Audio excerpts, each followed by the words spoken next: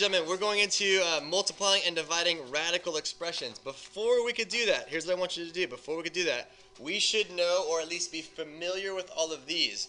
So I want you to write down the numbers from 1 to 20, and then I want you to write down the square and then the cube. I've started off for you, right? So like I've done the easy one. 1 squared is 1 and 1 cubed is 1. 2, yeah, for all of those as fast as you can, okay? Try and do these without a calculator and try and do them without the internet. So I want you to just see how many you know off the top of your head, all right? If you need to look any of them up, you can look them up or talk to somebody else to figure them out. But let's go ahead and get down the first 20 perfect squares and perfect cubes. Ready? All right, so what we're doing is we need to be familiar with perfect squares and perfect cubes in order to be successful at simplifying and multiplying and dividing radical expressions, okay? The palindrome thing was just for fun. A palindrome is a number or series of letters that reads the same way in both directions, right? So like 1331. Yeah, this one is another one, 121. 343 is another one. Are there any others? This whole thing is a palindrome, like what Rachel brought up, right? Any others? Palindromes that you can find? Kind of fun. 251. Oh, it's not. Sorry. Another way. Good job. If the 2 and 5 were reversed, then we would have some there. Any others? Well, 1. Okay, that's not very exciting. Okay, let's move on. So to really hone in on what we're doing here, I want to go back in time a little bit. And so if I gave you 2 squared multiplied by 3 squared, well, that'd be the same thing as 2 times 3 all squared. Is that true? A true statement? Yes, that's a true statement, right? All right, and if I gave you 4 to the third times 5 to the third, that's the same thing as 4 times 5 all to the third. That's what that means. You guys okay with that? Yes. So what we're doing is we're matching exponent for exponent. You see that? Matching exponent for exponent. Is that true? You guys good with this? Okay, now it works the same way for square roots. I'm going to match index for index. So if I have the square root of 2 and I multiply by the square root of 3, it's the same thing as the square root of 2 times 3. So I am matching index, which is a 2 here, with index, which is a 2 here, for index. So exponents get matched to indexes, right? What would this one be? It's suggesting the same pattern down below. What would it be? Yeah, I would have the cubed root of 4 times the cube root of 5 is the cube root of 4 times 5, all right? So again, I'm just simply matching index for index. If it works with exponents, it works with indexes, okay? Well, this part over here on the right-hand side, this is where we're going today. So this represents a general pattern. So if I have the nth root of a to the n, multiplied by the nth root of, or just not to the n, just keep it as a and b's for now. B, what would it suggest? It's the nth root of what? A times b. But there is a stipulation here. And that stipulation says that a and b must be elements of the real numbers. What does that mean? A and b must be elements of the real numbers. Yeah, it means it only works if the number a and the number b come from the real number system, okay? And while I'm at it, I might as well go ahead and just find this one. The square root of a divided by the nth root of b, nth root of a divided by the nth root of b, is the same thing as the nth root of a over b, so long as b is not what in this particular case? B is not 0. There you go. So this information right here is a very, very important box for us, okay? All right, we're going to simplify if possible. So take a look at that. The cube root of 6 times the square root of 2. How does that simplify? I heard it doesn't. Why? There is a reason why this does not simplify. How come? Rachel, what do you think? Oh, I love the fact that you said the right terminology. You said the indexes are not the same, right? So this is not possible. We can't do anything more with that. It just stays as is, all right? The indexes must match. Let's do example B. Well, if I give you the cubed root of -4 multiplied by the cube root of 2, am I allowed to simplify these? I sure am, because the indexes are the same, right? So this is going to be the cube root of what? -8, which happens to be only one answer. That's -2. Example C is this. The fourth root of 7 multiplied by the 5th root of 7. Alright, how do we simplify this one? We can't, why not? Very good, because the indexes do not match up. We can't do anything more with that. Not a very exciting problem, okay? Here we go, let's do something that we can do. How about the 5th root of negative 5 times the 5th root of negative 2? What's that become? Yeah, that's the 5th root of negative 5 times negative 2, which is the 5th root of 10, and that's as far as we can go with that one. Alright, since we're dealing with square roots, I thought this is kind of just for fun. Check this out. Everyone agrees that 1 is equal to the square root of 1. Is that true? Right? The principal square root of 1 is 1. We good with that? Okay, good. So that's equal to, according to these rules that I just have, the square root of negative 1 times the square root of negative 1. Is that still true? Yeah, still true. Okay, good.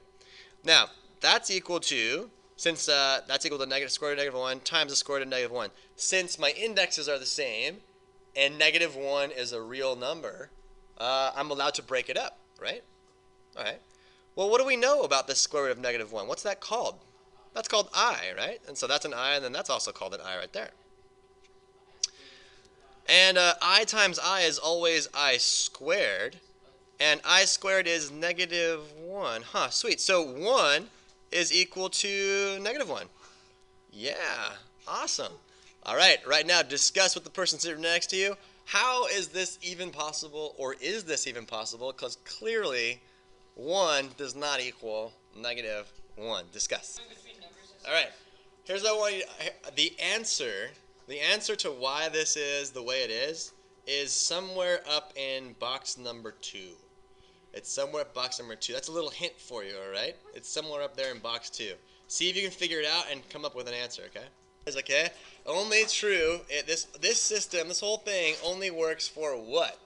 What type of numbers here? Yeah, only real numbers. Okay, so I want to point out the importance of definitions and how specific the definitions need to be in order for them to make sense in the context of what we're doing. We're only allowed to work with square roots and break up square roots if we're dealing in the real number system, right? Well, down here, we change number systems. We change number systems from this line over to this line, right? Which is not technically allowed. We're not allowed to change our number systems there.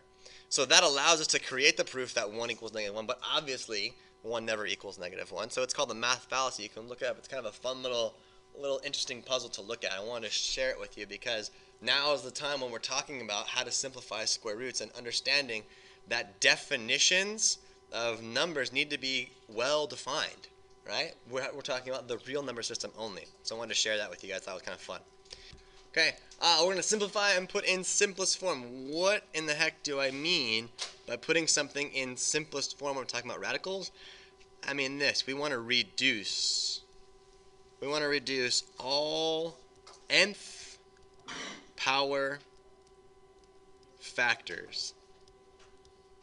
Okay, that's what we mean to put in simplest form. We want to reduce all nth power factors. So I'm going to give you 2 examples right now. We're going to do example A and we're going to work this out together. We have the cubed root of 54 x to the 5th. Alright? So we want to put this in simplest form, meaning we want to reduce all the nth power factors. Now, what's my index in this particular problem? And I have an index of 3. Do I need to worry about absolute value symbols in this case? No, we're good with that, right? Now, we're operating under the assumption that this has positive root answers, okay? So we're going to go off of that.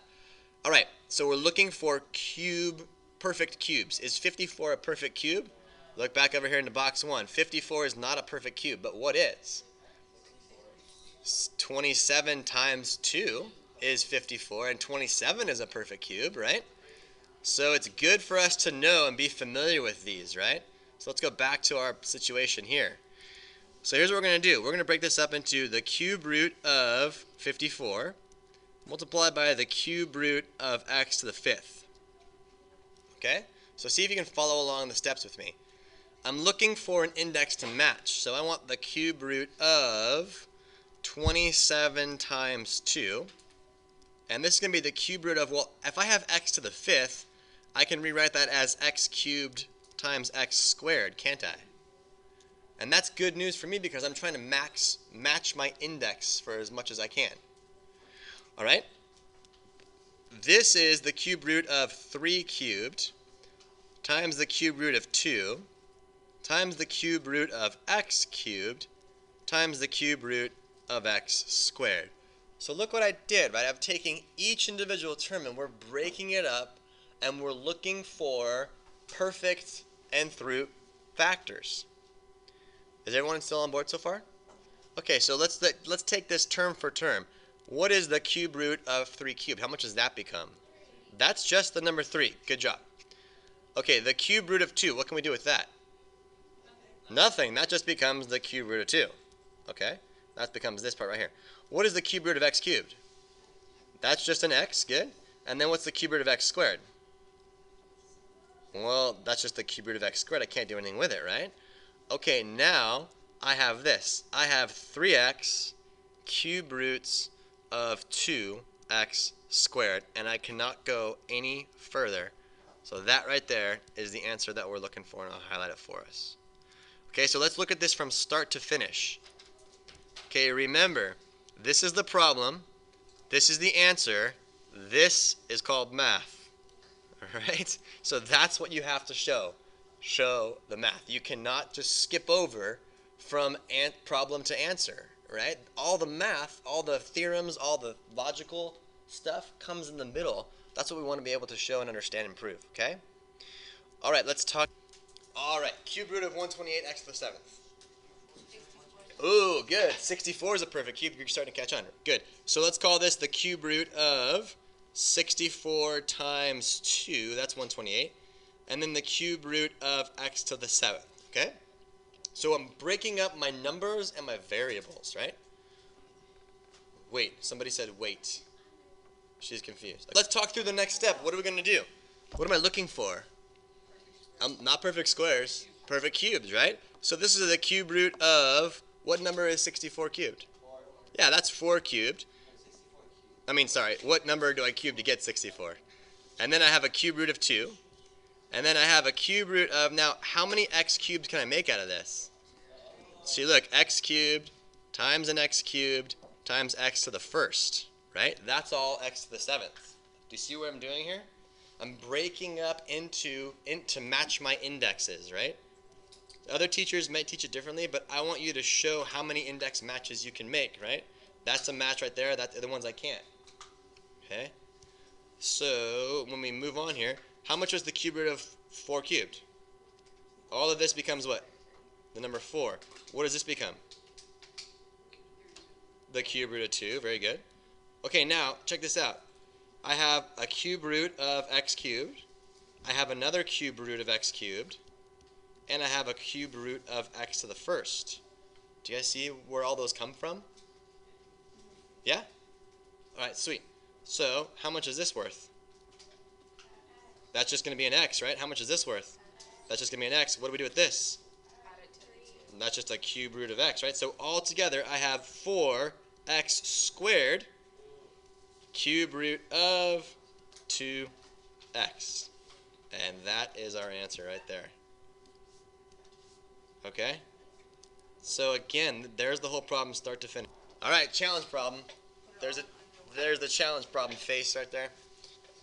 Okay, what do you guys want to do? Yeah, multiply it all underneath 1. Okay. So, let's see here. What is 72 times 10? That's 720. X to what power? 4th, and y to what power? Y to the 5th. Okay. So far, so good? Everybody's cool with that? Because it just says 72 times 10. Oh, yeah. Okay. So now I'm looking for perfect squares here, right? Perfect square of 720. I'm looking for the biggest perfect square I can find. Anybody know it? 36 times what? There's a bigger one. 90. No. 144 times 5. 144 times 5, okay? Yeah, okay, here we go. So the square root of 144 times 5, and then I still have an x to the 4th, and I still have a y to the 5th. So let's make this a bigger square root so you're going to see it, okay? That's going to be the hardest part, is finding the biggest square root you can find. You're always looking for the biggest one. Okay, so I'll work sideways now so we can keep this all on one page. So this is going to be the square root of 144 times the square root of 5 times the square root of x to the 4th times the square root of y to the 5th. Okay? So I'm breaking up each individual term and working with that one, all right? This part is going to be, this will become square root of 12 squared. This is just the square root of 5. This is going to be the square root of x squared times another square root of x squared. Now, this is going to be the square root of y squared, square root of y squared, and then another square root of y to the 1st. Okay, let's go over this individual term by term. All right. If I'm dealing with if I have the number 2 as my index, that's an even number, so I have to consider absolute value bars, right? Right? So let's see here. What's the square root of 12 squared? Yeah, and that's always, absolute value of 12 is always 12, right? Okay. This is going to be square root of 5. Nothing I can do about that one. I'll leave that one alone. Okay. What is this going to be? Yeah, that's going to be, absolute value of x, right? So absolute value of x. How about this one over here? Absolute value of x, okay. We're going to get there. What about this one here? Absolute value of y. What about this one? Absolute value of y. What about this one over here? Square root of y. Okay?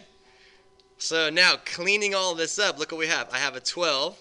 This becomes, right here, this becomes absolute value of x squared, which is always what? Just x squared, right? So I'm going to have 12x squared. Same logic for the y's. Y squared. And then I'm going to have the square root of what? There you go. Square root of 5y. There you go. That's the answer. There's a problem start to finish. All kinds of math being shown in there, okay? Okay, let's do some dividing now. Since the topic of this section was multiplying and dividing, radical expressions. Okay, so we're allowed to do what? Yeah? Well, you don't want any square root on the bottom. I don't want a square root on the bottom, but I can turn this into a single square root right away because I'm noticing that I'm going to get some nice simplification, right? So I can write it all under one square root. What does that become? Anybody see it? Yeah, that's going to be the square root of 9x what? 9x squared, right? That is the square root of 9, or the square root of 3 squared, the square root of x squared. So, what do I have here? I have the square root of 3. This is absolute value of 3. This is absolute value of x. Absolute value of 3 is always 3, so the answer is 3 absolute value x. Okay, we're operating under the assumption that x is going to be the positive root, but this guarantees it, no matter what we do. All right. Let's put underneath one house. So the cube root of 162 y to the 5th over 3y squared. All right, so far so good. Yeah, that is the cube root of 162 over 3 is 54 y to the 3rd. Oh, that's really nice. Is 54 a perfect cube? No, but 27 is, right? So this is going to be the cube root of 27 times 2 times y to the 3rd. Is this making sense what I'm doing here? Yeah? So then I'm going to have the cube root of, this is going to be 3 cubed, times the cube root of 2, times the cube root of y cubed. Alright, how much is all of this worth here? That's 3. How much is this worth? That's just a cube root of 2. And how much is this worth? That's a y. So customary to write it like 3y cube root of 2. Not wrong if you read it the other way, but this is the prettier version. And so we're going to go with the pretty version, okay? So it's customary to put the index at the end of the expression. Alright, this problem is a little bit different than the one before because when I make a single square root, nothing really simplifies. You see that? And it's customary to write your expressions with no radicals in the denominator. It's called rationalizing the denominator. So what we're going to do in this case is we're going to multiply by the square root of 8x over the square root of 8x. And we are allowed to do that because, after all, this is just a fancy 1. So we're not changing the term. We're just multiplying by a really specific fancy 1 that does something very nice for us. And in fact, let's do the math and figure out what it does for us. On the top, what am I going to get? the square root of 40x. On the bottom, the square root of 8x times square root of 8x is just what? Yeah, just principal square root of 8x, right? So then on the numerator, what I can do is, let's see here, that's going to be the square root of 4, square root of 10, square root of x, all divided by an 8x. Well, square root of 4 is 2, so I have 2 square roots of 10x, all divided by an 8x. I can simplify, and I get an answer of 10x over 4x, and my answer no longer has, oh, I got the x, no longer has a square root or radical in the denominator. Can I cancel those x's, guys? No, absolutely not. That one, the numerator is underneath the square root. Cannot cancel it, all right? Okay, let's talk about this one. This is going to be a really interesting problem. What's different between this one and the one before it? It's a cube root, right? So what would I need in order to make a cube root disappear in the denominator? I would need a cube, right? I need a perfect cube down there. So you have to ask yourself, what do I multiply in order to create a perfect cube down here? So what I mean is I want the cube root of 2 cubed. That's a perfect cube. I have a 2. What do I need? I need a cube root of 2 squared. Exactly. Cube root of 2 squared. That's the clutch. I don't want to change it to 4 because then I miss the structure of what's going on, right? Because now when I multiply this, look what I get, right? I can see now that I get a cube root of, this could be 4x, that's no problem, but on the bottom I get a cube root of 2 cubed because 2 squared times 2 to the first gives me that 2 cubed. So I don't want to simplify the denominator because I want to see the structure behind it, right? So this gives me the cube root of 4x divided by the number 2, and that's your answer.